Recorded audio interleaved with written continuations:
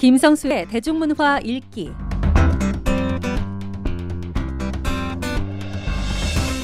네, 한 주간 대중문화 소식을 알아보는 시간입니다. 오늘도 김성수 평론가와 함께합니다. 안녕하십니까? 안녕하세요, 김성수입니다. 지금 뭐 여름방학 휴가철이라 그런지 한국 영화 참 뜨겁습니다. 참 그동안 미국 영화에 밀린다 한국 영화가 상당한 침체기다 이런 얘기를 이 시간을 통해서도 했습니다만은 지금 한국 영화의 관객 점유율이 60%에 이른다고요? 예, 지금 17일 오늘 영화진흥위원회 영화관 입장권 통합 전상망을 들여다봤더니요. 8월 들어서 한국 영화 관객 점유율이 무려 61%를 차지했습니다. 사실 6월 한 달에 37.6%까지 곤두박질 쳤거든요. 네. 그런 걸 보면 뭐 자기 페이스대로 이제 가고 있다 이렇게 볼 수가 있겠고요.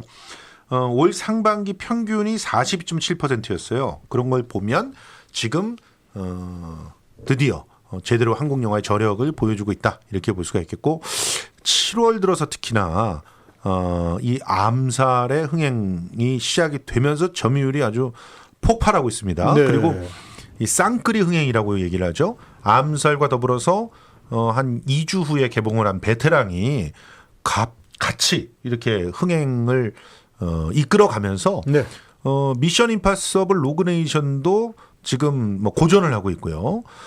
판타스틱 4가 들어와도 사실은 고전할 것 같아요. 지금 베테랑이 워낙 좋기 때문에 그런 상황이라서 쌍끌이 흥행이 당분간 계속될 것 같은데 농담 반 진담 반으로 암살과 베테랑은 무조건 1,000만 이상을 갈 수밖에 없는 이유가 있다고 합니다. 후원을 그렇게 해주는 사람이 있다 그러네요. 네. 암살의 후원자는 아베 신조 일본 총리. 그리고 베테랑의 후원자는 얼마 전까지 롯데그룹이었는데 이제 동아제약으로 바뀌었다고. 그래서 이 갑질의 대명사인 재벌들이 베테랑의 숨은 조력자다 이런 얘기까지 나올 정도로 엄청난 흥행의 속도를 보여주고 있습니다. 참 암살과 베테랑. 뭐 저는 두 가지 영화를 봤는데, 이 우리 프로그램을 밖에서 진행하고 계시는 우리 안수정 작가와 판승원 PD가 어느 날 암살이 재밌냐 베테랑이 재밌냐를 가지고 싸우더라고요. 토론을 벌이고 계셨어요. 참 즐거운 아우성이라고도 볼 수가 있겠는데, 자 먼저 영화 암살, 특히 광복절날 이 1,000만을 찍었다는 게 더욱더 의미가 있는 것 같아요. 올해 정말 상징적이에요. 네. 사실 이건 어떻게 만들려고 해도 만들 수가 없거든요. 실제로 일부 누리꾼들 사이에서 그런 얘기는 있었어요. 그 SNS에. 네. 뭐 암살이 이왕이면 8월 15일 날 1,000만을 돌파하는 게 좋지 않겠느냐. 기록이 남으니까. 그러니까 8월 14일 날은 암살을 보지 말자. 뭐 이런 얘기들이 있었는데 근데 공교롭게도 8월 14일 날은 암살이 한 27만 정도밖에 안 나갔어요. 30만도 안 봤는데 8월 15일 날 갑자기 50만 가까이 이렇게 치솟아 갔고 또 8월 16일 날도 50만을 찍었어요. 그래서 1,050만을 지금 돌파를 했는데 그러다 보니까 정말 그 광복절에 맞춰서 70주년의 어떤 작은 문화적인 어떤 기념, 이게 암살의 1,000만 돌파가 아니냐 이런 얘기가 되고 있고요. 이번 1,000만 돌파를 통해서 최동훈 감독이 2012년 광복절에는 영화 도둑들로 1,000만 관객을 기록했어요. 그래서 연이어서 광복절의 사나이 그렇게 이끌어지게 됐고요. 두 개의 영화를 1,000만 이상 돌파하는 윤재균 감독 이래로 두 번째 감독이 됐습니다. 국제시장이 지난해 말에 시작된 거죠. 그러니까 그렇죠. 이번에 이 암살이 1,000만을 기록하면 올 들어 처음이겠네요. 올 들어 처음입니다. 그렇군요. 자, 암살에 의해서 베테랑 역시 흥행가도를 달리고 있는데 뭐 조금 전에 암살은 아베 신조가 후원자고 지금 베테랑은 롯데그룹을 비롯한 이 재벌들의 갑질. 지금부터 재벌들의 갑질에 숨어있는 어떤 문화 코드를 좀 읽어볼 텐데, 자, 베테랑에 특히 열광하는 이유, 이건 뭐라고 봅니까? 사실 대한민국의 지금 왜곡된 문제를 이 두 영화가 아주 극명하게 건드리면서 철저하게 상업적인 접근을 하고 있다는 게 성공의 포인트라고 볼 수 있거든요. 대한민국의 서민들이 뭐에 힘들어하는가. 우선 하나는 친일 청산이 제대로 되지 않으면서 거기서부터 오는 왜곡된 지배구조. 이것에 대해서 굉장히 극심한 불만들을 갖고 있단 말이죠. 그다음 두 번째로 이제 그들이 또 재벌과 결탁을 하면서 어떻게 보면 영원히 넘볼 수 없는 그런 경지까지 간 그런 존재들과 그 존재들이 결과적으로는 돈으로 모든 권력을 다 장악하고 있기 때문에 영원히 그 사다리가 치워진 상태다. 이런 불만들을 갖고 있는데 네. 그런데 이 베테랑은 바로 그 재벌들을 경찰 그 대사 그대로 얘기하자면 경찰 나부랭이가 굴복시키는 그런 장면을 담고 있습니다. 그러면서 네. 경찰이 굉장히 중요한 대사들을 하는데 우리가 돈이 없어 힘들었지 방송용어로는 좀 적절하지 않지만 가오가 없어서 힘들었냐. 황정민 형사의 얘기죠. 예, 예. 네네. 그러니까 경찰은 무엇을 먹고 사느냐. 명예를 먹고 산다는 거고요.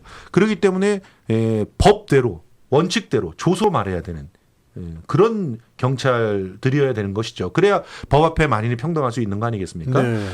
그런 모습을 갖고 있는 서도철 형사를 그려내는 것이 그야말로 대리만족을 극대화시키는 그런 모습을 보여주고 있어요. 그러다 보니까 우리 눈앞에 보였던 땅콩형의 부사장, 네. 심지어는 교도소에서도 편하게 지냈지 않습니까? 돈으로. 네. 그리고 또 뭐 신문지 회장, 또 뭐 이번에 문제가 된 동아제약의 뭐 후계자 이런 사람들이 이 영화 안에서는 처절하게 서도철 형사에 의해서 응징당하는 그런 모습을 보니까 그것도 아주 굉장히 구체적이고 적나라하게 그걸 보여주거든요. 네. 현실감을 곁들여가면서 보여주니까 열광하고 있는 게 아닌가 생각이 듭니다. 지금 대리만족 얘기를 했습니다만 영화 속의 그 어떤 장면이 참 지금까지 있었던 재벌 2세 갑질과 너무도 흡사한 그 모티브가 말이죠.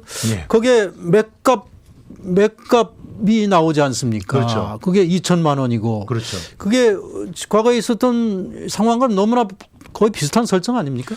그렇죠. 실제로 그 몇 가지 보시면 그 눈치를 채실 거라고 생각하는데 일단 최근에 유명 제약회사의 그 병원 주차 관리실은 노트북 컴퓨터를 그 회사의 부회장이죠. 그 강모 사장이 집어 네. 던져가지고 파손한 혐의로 불구속 입건됐는데 이게 왜 이렇게 됐냐면 CCTV에 찍힌 거예요. 네. 그런데 이분이 그렇게 높으신 분인지 몰랐던 거예요. 주차 관리실에서는. 그래서 누군가 그 자리를 비웠다고 왔는데 보니까 노트북이 파손돼 있더라. 그래서 경찰에 신고를 한 겁니다. 네. 그런데 그 CCTV에 사람이 특정되잖아요. 하필이면 또 CCTV가 굉장히 해상도 높았어요. 그래서 얼굴이 너무나 잘 나왔던 거죠. 네. 그래서 이제 불구속 입건이 돼 있는 그런 상황이 고스란히 또 최근에 원래 3월 달에 일어났는데 이번에 그게 밝혀진 겁니다. 네. 그래서 연루됐다는 게 다 언론에 공개가 되니까 이것이 지금 베테랑 안에 보면 아주 비슷한 장면이 나오거든요. 마지막 장면이 역시 CCTV 앞에서 벌어지는. 그렇습니다. 그런 장면들. 싸움이었죠. CCTV가 또 굉장히 중요한 네. 모티브로 작용이 되거든요. 네. 그래서 그런 장면들의 기시감들이 느껴지는 것이고 그리고 또 말씀하신 대로 이렇게 맥값 얘기는 여기서는 이제 폭행을 사주하는 걸로 나오지만 네. 실제로는 그때 당시에는 실제로 자기 스스로가 야구방망이를 들고 때렸던 그런 장면이 그 기사로 나왔었죠. 그때는 SK그룹의 그렇죠. 문제였죠. SK그룹의 네. 최태원 회장의 사촌 동생이었죠. 그래서 맥값 폭행 사건이 고스란히 영화 속에 이제 모티브로 들어가 있기 때문에 네. 뭐 유승환 감독은 나는 꼭 집어서 누구를 생각하고 쓴 게 아니다. 쓰다 보니까 뭐 이렇게 됐다라고 얘기를 하지만 뭐 하나 김승현 회장 그리고 또 대한항공의 조현아 전 부사장 이런 사람들이 다 떠오르는 그런 상황이었죠. 네. 자, 영화는 이 재벌을 잡는 경찰로 통kam을 선사하는데, 근데 현실에서는 이 재벌의 갑질에 대한 처벌이 너무나 미흡하다. 네. 자, 이런 것 때문에 이 영화가 주는 어떤 반전이랄까요? 권선징악의 그런 모습들이 더 현실감 있게 다가오지 않나 하는 생각이 드는데. 그렇습니다. 실제로 영화가 너무 현실감이 있었던 것이 네. 영화 속 대사로 그렇게 얘기를 해요. 고작해야 집행유예야. 근데 실제로 보면은 그 최철원 전 대표 2011년 2월 1심에서 징역 1년 6개월의 실형을 선고받고 구속이 됐거든요. 네. 그런데 4월 항소심에서는 집행유예 3년이 선고되면서 풀려났어요. 과거 재벌들은 늘 정찰제라고 하지 않았습니까? 그렇죠. 3년, 5년. 예. 3년 징역에 5년 집행유예. 예. 네. 뭐 1년 6개월에 3년 집행유예 뭐 이런 식이었어요. 그래서 그 뭐 이 상황들을 갖다 이렇게 지켜보면서 분노했던 사람들이 네. 실제로 이 베테랑 안에서는 사실 뭐 폭행 갖고는 이 정도 나올 수가 있거든요. 네. 그러니까 폭행 이외에 많은 죄들을 갖다가 얹게 되는 상황을 아주 교묘하게 시나리오상으로 네. 만들어서 네. 구속을 시키는 그런 장면으로 통쾌감을 선사하고 있는 것이죠. 근데 뭐랄까 이 영화 안에서 통쾌하게 잡아넣긴 하지만 그래도 맨 마지막까지 고개를 빳빳하게 들고 조태호라고 하는 인물이 잡혀 들어갑니다. 네. 이런 장면들을 보면 완벽하게 그 근본적인 문제는 해결되지 않는다라고 하는 것을 보여주는 게 아닌가. 그래서 어떻게 보면 우리한테는 민중의 지팡이인 경찰들이 이런 권력에 의해서 돈에 의해서 좌우되면 안 된다라고 하는 것을 보여주고 있는 거 아닌가 생각이 네. 듭니다.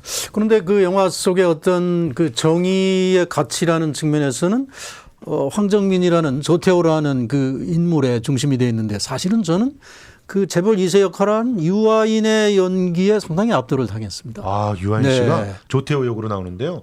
정말 연기를 잘하더라고요. 그렇죠. 황정민 씨는 서도철 서도철이고. 형사잖아요. 네네. 근데 이 조태호란 친구에 몰입하는 것 자체가 굉장히 고통스러운 일일 텐데 네. 유아인 씨는 사실 굉장히 온순하고 평소에 별로 말이 없고 좀 내성적인 성격이거든요. 저는 어떤 면에서는 좀 전율감이 느껴지기도 예, 하더라고요. 그런데 어쩜 저렇게 정말 제대로 표현을 해냈을까 하는 생각이 들면서 아무튼 연기도 눈부신 그런 작품이 베테랑이었다. 아유, 황정민 씨 연기도 아주 기가 막히고요. 오달수 씨도 물을 만났더군요. 뭐 거기에 있는 조연들이 네. 또 조윤주 씨는 저는 정말 칭찬해주고 싶었습니다. 조윤주가 무슨 역할로 나오죠? 그 미스 봉으로 나오죠. 아. 여형사로 나왔는데 모델이요? 아유, 저 깜짝 놀랐어요. 네. 아니, 연기 무슨 교습을 따로 받았는가 하는 생각이 들 정도로 네. 정말 자기 자리에 딱딱 맞는 배우들이 있었던 그런 영화가 아니었나 생각이 들었습니다. 네. 자, 그런데 이런 영화들에 비해서 좀 기대작 중에 하나로 손꼽혔던 영화들 협녀나 카리의 기억? 아, 이거 같은 영화입니다. 협력 카레 기억. 협녀 카리의 기억? 예. 이것은 좀 이병헌, 전도연 같은 톱 배우가 나와서 흥행의 뭐 보증수표다 이런 얘기도 했는데 지금 관객들의 호응이 미치지 못하는 모양이네요. 이게 일단 이병헌 씨가 나왔으니까요. 아. 그러니까 이 영화는 이병헌의 저주다 이렇게 불리고 있습니다. 그동안의 사생활 논란이 영향을 그렇죠. 주는 거군요. 실제로 제가 이 자리를 통해서도 터미네이터의 흥행이 협녀의 흥행으로 이어질 거라고 말씀드렸잖아요. 네네. 터미네이터 4 제네시스 같은 경우는 아예 이병헌 씨를 홍보 라인에서 뺐어요. 아. 그런데 결과적으로 터미네이터는 흥행에 실패했죠. 그리고 그 흥행 실패는 협력까지 오게 된 겁니다. 더군다나 이 영화를 배급하는 회사가 롯데엔터테인먼트예요. 아, 네. 그러니까 악재가 3중으로 겹쳤는데 전도연 씨가 굉장히 억울해할 것 같아요. 그럼 전도연의 최고의 연기로도 그걸 극복을 못한 모양이네요. 그렇죠. 그리고 이게 보면은 원래 가을 겨울용 영화예요. 네. 무협하면은 생각나는 언제가 생각납니까? 낙엽이 막 떨어지고 이럴 때가 생각나지 아니면은 않으세요? 깊은 갈대숲, 그렇죠. 바람 부는. 이게 전부 가을용이거든요. 네. 그런데 원래는 올 겨울, 그러니까 작년 겨울에 작년 말에 이제 개봉을 하려고 했었는데 이병헌 건이 터지면서 개봉 시기를 못 잡고 밀려났지 않습니까? 네. 그렇게 밀려나면서 결과적으로는 8월이라고 하는 시기에 왔으니까 삼중고가 겹친 거예요. 네. 여름 시즌에 맞지 않는데 여름 흥행 대작들 2편하고 또 그 미션 임파서블까지 하면 3편하고 싸워야 됐죠. 그리고 이병헌의 문제가 그 관객들한테는 아직까지도 사라지지 않았다라고 하는 거. 네. 그런 상태에서 롯데가 그런 재벌가의 어떤 뭐 순환 출자니 뭐니 이런 문제로 더군다나 우리 한국 기업이 아니다 이런 문제로 불매운동까지 있는 상태인데 네. 롯데가 배급한 영화가 잘 되기가 어려운 상황이에요. 그러면은 상대적으로 베테랑은 CJ 엔터테인먼트 아닙니까? 예. 자, 이 배급사가. 예. 그런데 지금 CJ의 그 회장은 감옥에 구속돼 있고 아버지가 지금 장례식을 치러서 일시적으로 나왔습니다만은 참 집안은 참 어려움을 많이 겪는데 영화는 잘 나가고 있네요. 그건 그렇죠. 어떻게 봐야 될까요? 어떻게 보면 CJ는 이 네. 베테랑 갖고 아주 흥행에 대박을 칠 것 같은데요. 네. 실제로 베테랑의 손익분기점은 300만입니다. 지금 대략 한 60억대 후반 정도가 돈을 들었다고 보고 있는데 그러면 지금 1,000만은 기정사실이고 이제 최종적으로 암살보다 베테랑이 더 많이 관객이 들으냐 아니냐 이걸 놓고 싸울 것 같다고 보이거든요. 네. 그러면 광복절 이후로 암살이 좀 주춤한 그런 흥행으로 가면서 한 1,250만, 1,300만 요 어림에서 끝난다면 베테랑은 그 역전을 8월 말, 9월 초까지 가면서 여기는 이제 거의 무주공산이에요.